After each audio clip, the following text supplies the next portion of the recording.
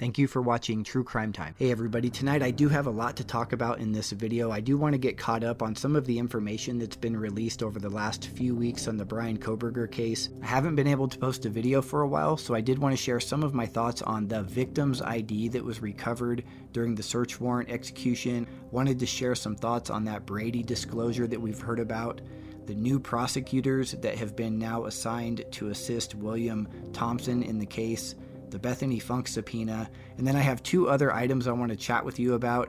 One is a piece of evidence that was recovered during the Pennsylvania warrant from Bryan's parents' home that I want to talk about that I think is going to be very significant in this case. I'm going to share that piece of evidence with you, and then I really want to hear what you have to say about it. And then in the spirit of investigation, within this video, I'm going to hide a question that I want to present to you, and I really do want to hear your answer in the comments below. So please watch the whole video and see if you can catch the question, and then let me know what you think. So real quick, the first thing I want to talk about is the victim's ID that we've heard was recovered during the execution of one of the search warrants. Now I'm assuming it would have been the search warrant that was served on Bryan's parents' home in Pennsylvania, because that warrant did list IDs in a glove in a box on that list of items that was seized during the serving of that warrant. I remember that very first night when we were looking at that list of items, that really stood out to us as being odd when we saw IDs in a glove in a box. That seems to me like somebody who would have been trying to hide those IDs somewhere. I don't know if it was a trophy type of a thing or if he just hadn't had an opportunity to dispose of them yet, but it does appear to be a trophy type of a thing. We don't know if it's the same ID of what they found in the glove in the box, but when you see listed their IDs, more than one, that's concerning, because could there be other IDs of other people? I don't know if it would be Bryan's own IDs hidden with the victim's ID. That doesn't make sense to me. To me, it would make more sense that you would have other people's IDs all hidden together in this location. So I wonder, what are these other IDs that they may have found? This report was also released by, mainstream media. I believe it was News Nation who released this information, and it comes from a source that they have, right? And it seems like they have some source that nobody else has right now. They're getting information here and there, and they're releasing these things. So I'm pretty sure this is where it originated from. And I think I think it makes sense that, mainstream media would have access to information more than the general public. They have connections, they do have sources, but I do think you have to still kind of wade through what's true and what isn't true with what's released, because they may try to vet it as best they can, but they're going to probably run with what's a good story if they can't necessarily disprove it. So you have to be careful with what you hear from mainstream media. But in this case, when they talk about a victim's ID being found, it does kind of fit with what we've seen on what was seized when they did serve that warrant. So I do think there is some validity there behind, this ID possibly being found. We don't know which victim it was, but in my opinion, I think this could be a legit piece of information based off of what the warrant says. It does tie in and match. So if that is true and they did find one of the victim's IDs in his possession, that's going to be pretty tough to explain away. Now, the next thing I've been really wanting to talk about is this Brady disclosure. And it was really interesting to me when this first was released and this information came out that there was this Brady disclosure that was filed by the prosecution. Everybody kind of jumped to this conclusion of, oh, wow, this is going to exonerate Bryan, or this is going to, prove that law enforcement is framing Bryan, and they must be investigating, corruption, and that some officer must have planted evidence. There were all these different theories on what this Brady disclosure meant, and most of it leaned toward, oh, this is good for Bryan. But really, in my opinion, this Brady disclosure, it's bad for Bryan, because this tells me that the prosecution has their ducks in a row here in preparation for this case. Now, this isn't a Brady violation. This isn't something where Bryan was convicted and then they went back and then they found and they uncovered that there was this investigation into one of the officers who's connected to the case. This isn't that. This is in advance, right? This is the prosecution saying up front, look, we've uncovered this. This officer has an internal affairs investigation going on right now, and we're disclosing that to you. So this tells me the prosecution is on point.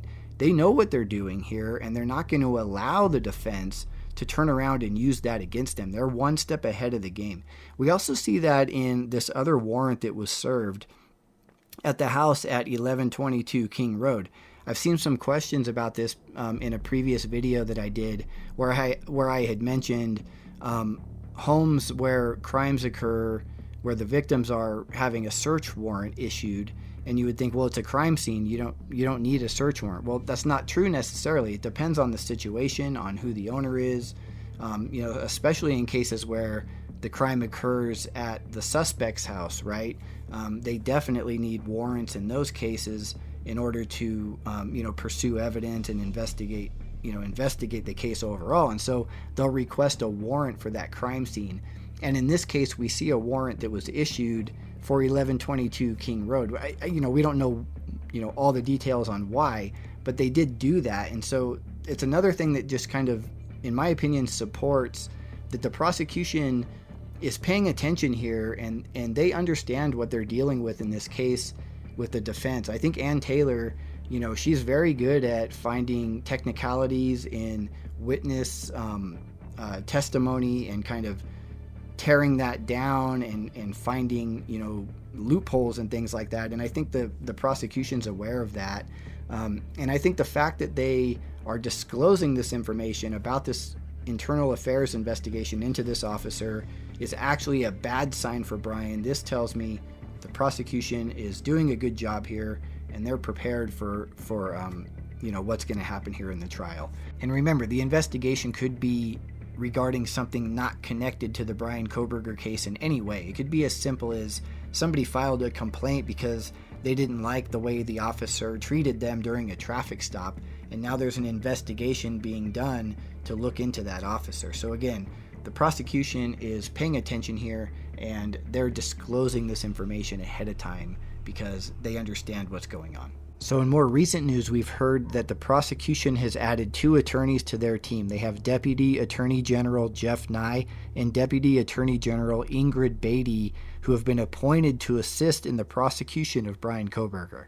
Both of these attorneys seem to be very qualified, and I think this is very bad for Bryan that they're joining the team. I think Ann Taylor's very good at what she does, and I think that these 2 attorneys that are going to be assisting William Thompson are going to be a great counter to what her strategy is going to be in the case. So speaking of the defense's strategy, we're at the point of the video that I mentioned earlier where I'm going to ask you a question, and I want to hear what you have to say in the comments below. So what do you think Bryan's alibi is going to be in this case? When they ask Bryan, what were you doing at 4 o'clock in the morning on the night of the murders, what is he going to say? Is he going to claim that he was at his apartment asleep? Remember, they have video footage of the white Elantra. We don't know all of the footage they have. The defense does know more than we know.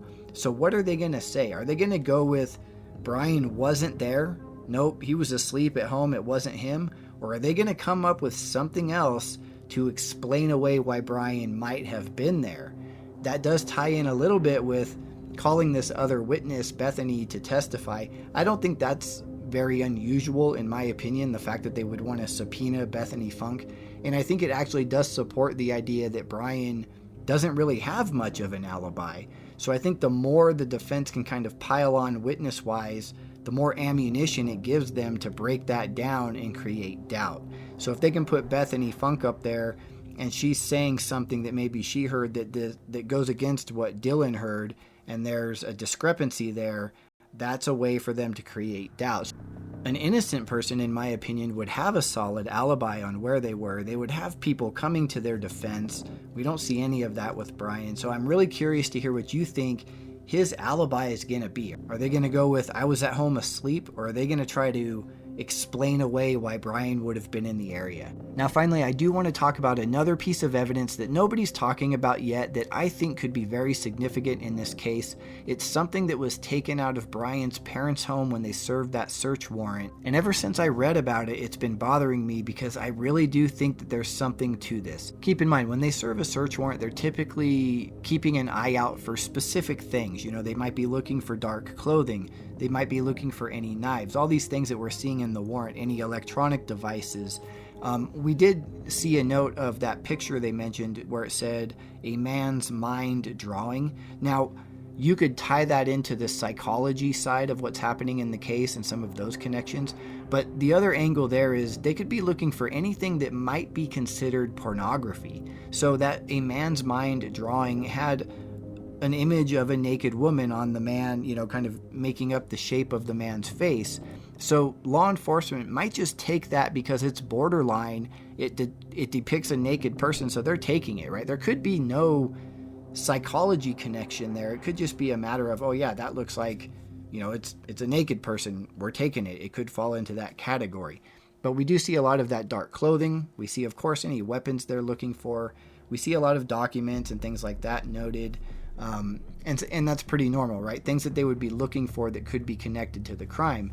And then there's one item here that is noted, and this is a note to Dad from Bryan. So keeping that logic in mind of, they're going to be noting things that are of significance here that catch their eye, I do think that note means something. Now, why would they take, if there was a note, for example, on Bryan's dresser when they went into his room and they went to take his stuff, if there was a note on Bryan's dresser that said, "Happy birthday, Dad," why would they take that and note that in the search warrant of items that were seized? What is the significance to that? Now, the other thing to think about here is this is Bryan's parents' home. This is a home that they've lived in for a while, so there could also be things from Bryan's childhood in the home. There could be a picture of Bryan from high school on the wall. Why wouldn't they have taken that if they're just taking everything, right? So we have a note to Dad from Bryan. They obviously can see the note and they can read the note and what's on it.